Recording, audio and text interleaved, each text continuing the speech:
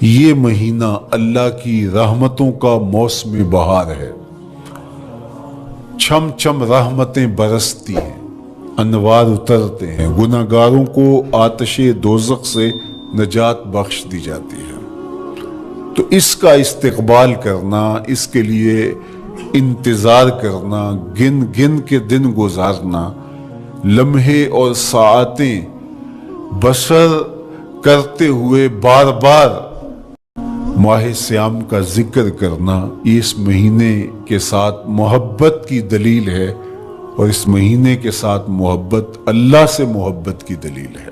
اس لیے اس مہینے کا استقبال کرنا، اس کے لیے تیاری کرنا، اپنے گھر کو صاف کرنا، اس کے لیے اپنی اولاد کے دل میں شوق پیدا کرنا اور ماحول پہلے پیدا کرنے کی کوشش کرنا، تاکہ جو ہی یہ ماہ جلوہ گر ہو تو روزہ رکھنے کا مزاج پیدا ہو چکا ہو، تلاوت کلام پیدا ہو چکا ہو، تلاوت کلام مجید کا مزاج پیدا ہو چکا ہو، دیگر نوافل اور اچھے اعمال بجا لانے کی عادت پڑ چکی ہو۔ تو شعبان میں ہی اس کی تیاری ہوتی ہے، تاکہ رمضان المبارک آتے ہی ہم پوری طرح سے مستعد اور فعال ہو کر کے اس مہینے کی برکتوں کو سمیٹ لیں۔ اللہ کے محبوب علیہ السلام نے ارشاد فرمایا کہ جب ماہ سیام آتا ہے فتحت ابواب الجنہ، تو جنت کے 8 دروازے کھول دیے جاتے ہیں، اور جنت کے 8 دروازوں میں سے ایک دروازے کا نام باب الریان رکھا گیا ہے، جو صرف روزہ داروں کے اعزاز و تکریم کے لیے ہے۔ روزہ دار اس دروازے سے گزر کے جنت جاتے ہیں۔ حضرت سیدنا سلمان فارسی رضی اللہ تعالی عنہ فرماتے ہیں کہ رمضان المبارک سے قبل حضور نے یہ خطبہ ارشاد کیا، یا ایھا الناس، اے لوگو، قد اظلکم شہر عظیم، اللہ نے تمہارے اوپر ایک بہت پاکیزہ پر نور عالی مرتبت مہینہ سایہ فگن کر دیا ہے۔ شہر فیہ لیلۃ خیر من الف شہر، اس مہینے میں ایک ایسی رات ہے جو 1000 مہینے سے بہتر ہے۔ جعل اللہ صیامہ فریدہ و قیام لیلۃ تطوع، اس مہینے کے دن کے روزے فرض قرار دیے گئے اور راتوں کا قیام نفل بنایا گیا۔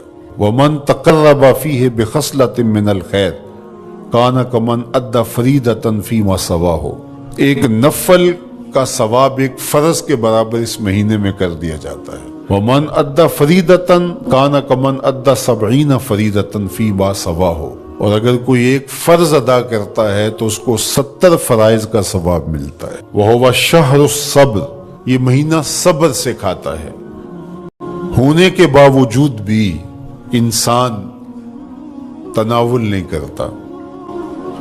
ٹھنڈا میٹھا مشروب میسر ہے اور زبان کانٹا بن گئی، حل خشک ہو گیا، لیکن اس کے باوجود بھی ایک گھونٹ حلق سے نیچے اتارنے کا روادار نہیں ہوتا، تو یہ صبر کی عادت ڈالتا ہے۔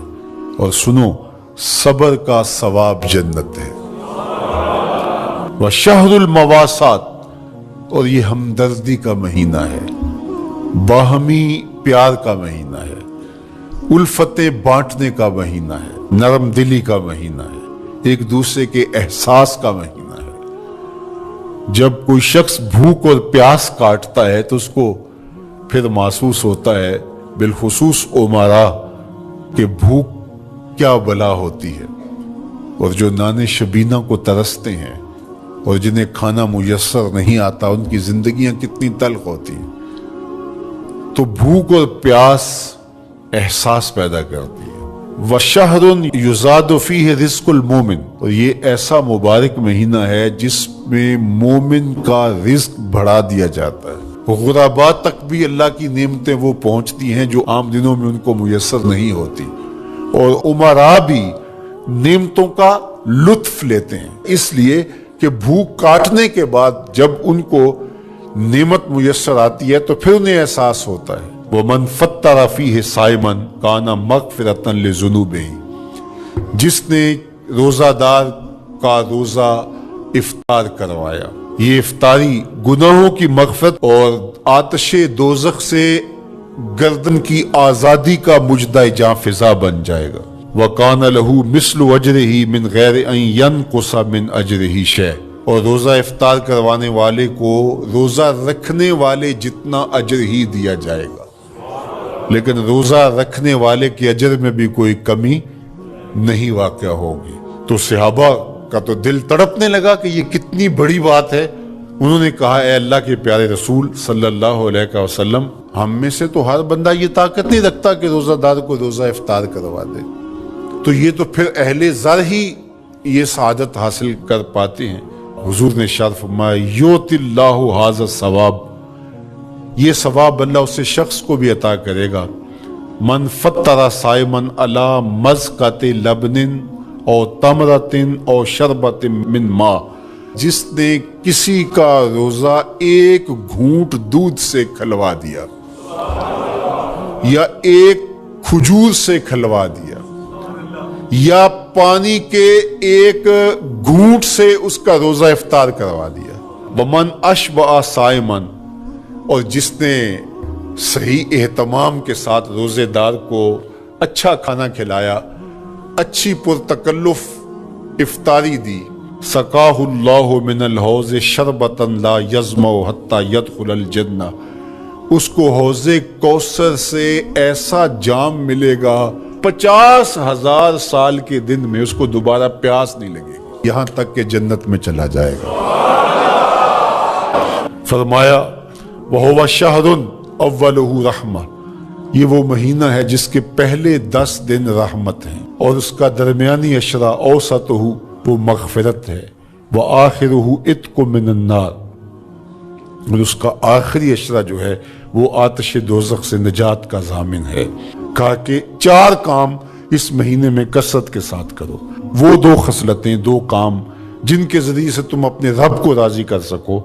فشہادت اللہ الہ الا اللہ، وہ گواہی دینا ہے لا الہ الا اللہ، وتستغفرونہ، اور تم کثرت سے استغفار کرو، اللہ سے بخشش مانگو، اللہ سے جنت طلب کرو اور دوزخ سے پناہ مانگو۔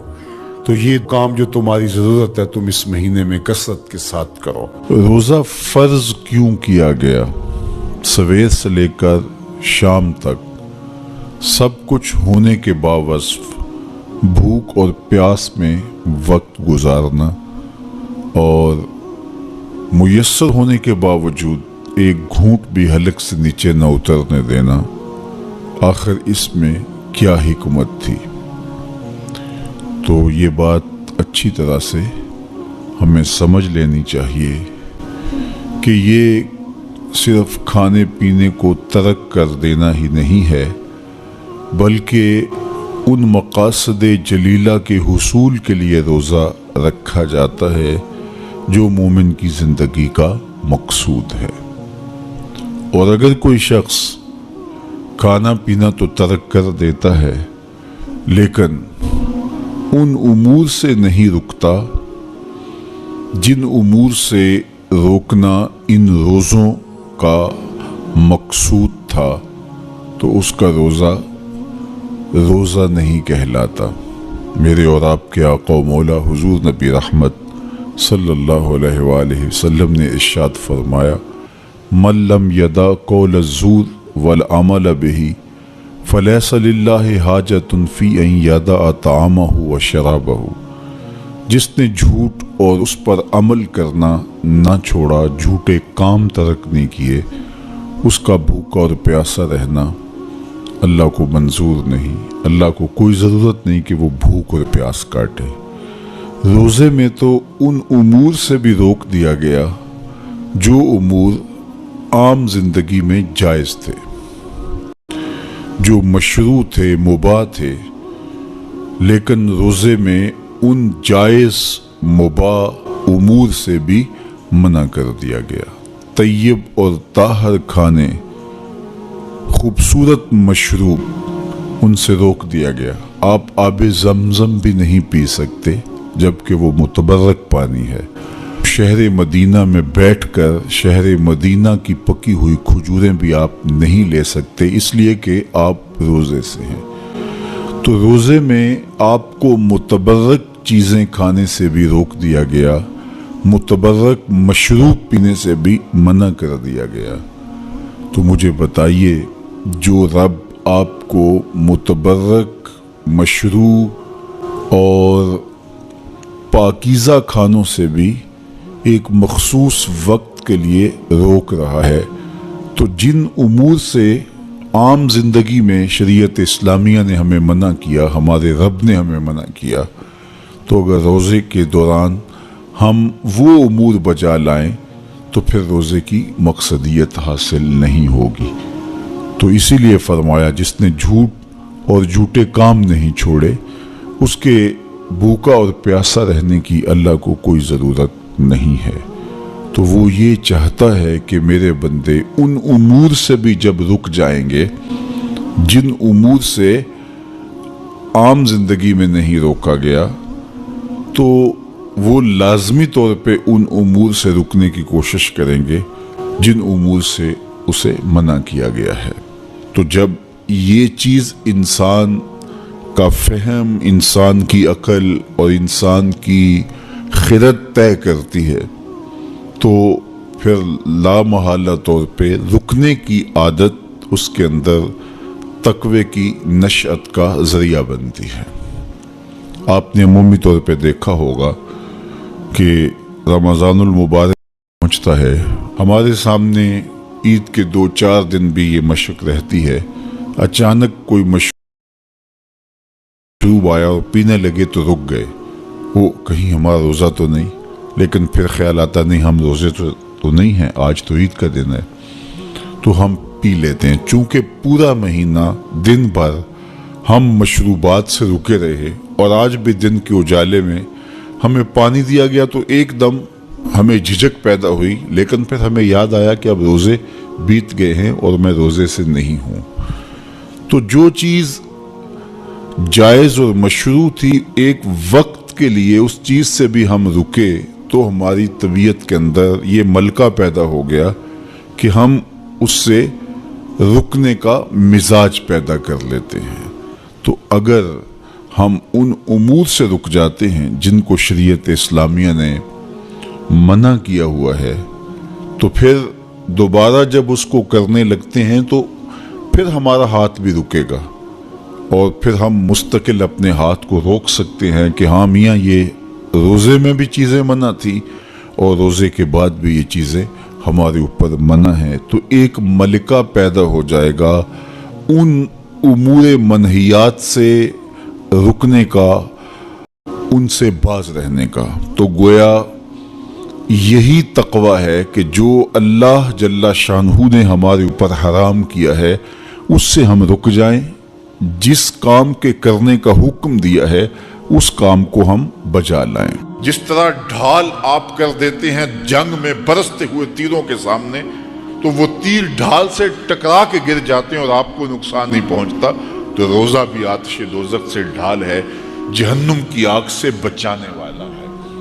रोजेदार को अल्लाह की खास रहमत नसीब होती। एक हदीस में आता है कि रोजेदार को 2 खुशियां नसीब होती। एक खुशी उसे तब मिलती है जब वो रोजा खोलता है, जब सारे दिन की भूख और प्यास काटने के बाद शाम के लम्हे होते हैं और फिर रोजा मंजिल तक पहुंचता है, तो किस मुसर्रत और खुशी और सरशारी के आलम में रोजादार होता है कि शुक्र है कि इतनी लंबी और इतनी सख्त गर्मी के माहौल की शिद्दत के बावजूद अल्लाह ताला ने मुझे रूब मंजिल किया। तो उस वक्त एक एहसास उसके साथ जुड़ा होता है, और फिर जब वो ठंडा और मीठा मशरूब अपने कामो दहन में टपकाता है और वो ठंडा मीठा मशरूब उसकी रगों को तर करते हुए मैदे की तरफ बढ़ रहा होता है, उसकी जुबान बोले ना बोले दिल अल्लाह का शुक्र अदा कर रहा होता है, उसका एक एक उज़्वे बदन रब का शुक्राना अदा कर रहा होता है। वो ठंडा और मीठा मशरूब रगों को तर करता हुआ आगे बढ़ता चला जाता है, लेकिन शुक्राने का वो पैकर बन जाता है। वो एक मुसर्रत, एक खुशी का आलम होता है कि रोजा भी निभ गया, सारे दिन की तकलीफ भी कट गई और अल्लाह ने मुझे इफ्तार के लम्हों तक पहुंचाया। फरमाया रोजेदार को एक खुशी तब मिलती है वो रोजा खोलता है, वो फरहतुन इंदा लिकाए रब्बे, और दूसरी खुशी रोजादार को तब मिलेगी जब रोजे के सिले में अल्लाह अपना दीदार अता फरमाए। बनी आदम के जितने भी अमल हैं 10 से लेकर 700 गुना तक उसका सवाब औलाद आदम को उसका दिया जाता है। जितना गुड़ डालो उतना ही मीठा, तो बाज को 10 गुना, बाज को 70 गुना, बाज को 100 गुना, बाज को 700 गुना। तो 10 से लेकर 700 गुना तक बंदे के आमाल का सिला दिया जाता है। लेकिन मेरे हुजूर ने फरमाया लेकिन रोजा जो है अल्लाह फरमाता है वो मेरे लिए है और उसका अजर मैं खुद अता करूं। जब वो खुद अता करेगा तो कितना अता करेगा?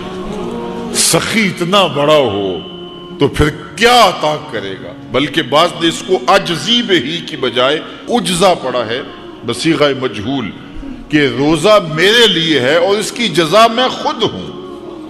बाकी आमाल की जजा जन्नत है, जन्नत की नेमतें हैं और बहुत कुछ है, लेकिन रोजे की जजा मैं खुद हूं। और जिसको वो खुद मिल गया फिर जन्नत में मिल गई, जन्नत वाला जो मिल गया फिर जन्नत भी मिल गई, जन्नत की नेमतें भी मिल गई।